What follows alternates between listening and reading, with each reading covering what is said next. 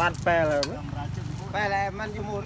แปลยมตื้อด้วยหน้าแปลแม่เรียนอยู่มุกพระเราพระใจอยู่ดียังคอมเพนเองก็ไงคือการช่วยเหลือมาตนาโนจรัน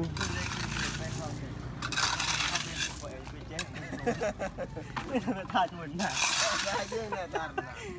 นายนายยืนเนี่ยจะพูดคือไม่กลางใจไอ้เด็กคือ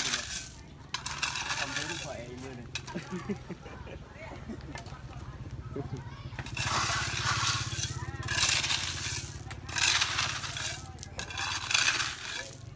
มาเลยมาตากาอยู่ขวามันในบ้านเราวิดโอมั้งตอนนั้นหลอกเรามั้งกายเจลื่นมาพระอีกมาหัวไม่โค้งจริง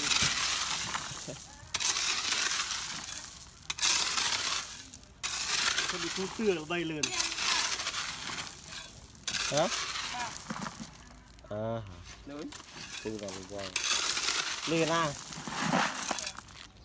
cha ba này cái vô môn tôi lên này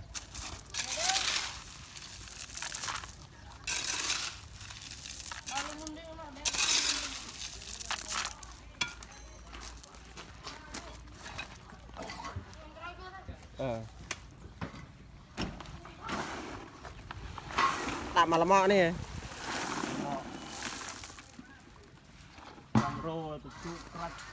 mọ đặt làm bạn rô mấy khu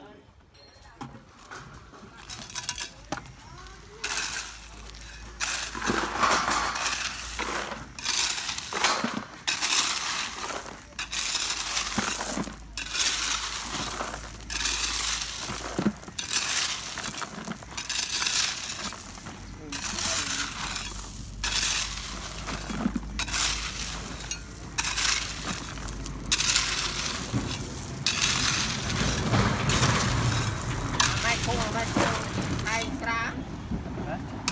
tay con ra mấy cụ con cá cụ này có ít những tay mình là lao sao và mấy khung mới chết hàng gì hàng đờ lì hàng văn